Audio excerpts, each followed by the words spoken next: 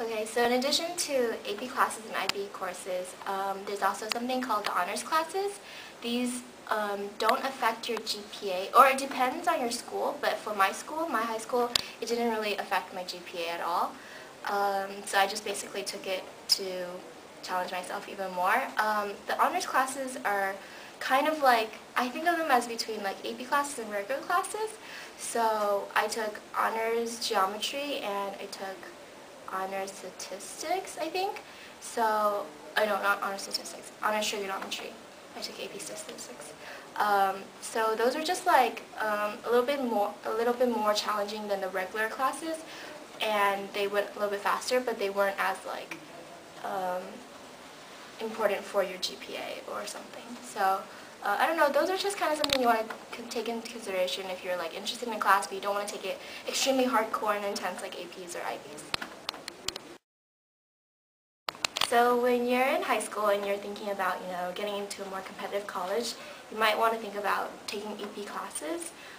There's also IB classes, but basically these classes are different from regular classes in that they're more fast-paced and you get more homework, and you take an AP test at the end of May, I think, at the end of the year. How you might select these AP classes would be depending on number one, like which ones that your school offers, and number two, which classes do you think your strengths are at.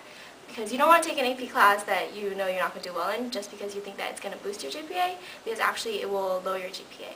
And on the topic of GPA, AP classes definitely give you one more point higher than a regular class. So say you have a regular U.S. history class, and then you also have an AP U.S. history class.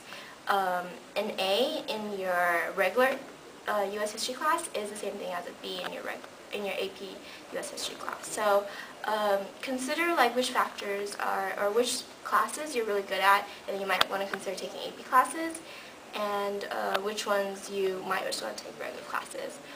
For me, I took a lot of AP classes just because I wanted to challenge myself, and I guess that's like mainly the reasons why most people want to take AP classes, in addition to like getting a higher GPA and making yourself more competitive. But also, if you really like your subject and you really want to get a more in-depth knowledge about that certain area, you might want to consider taking AP classes.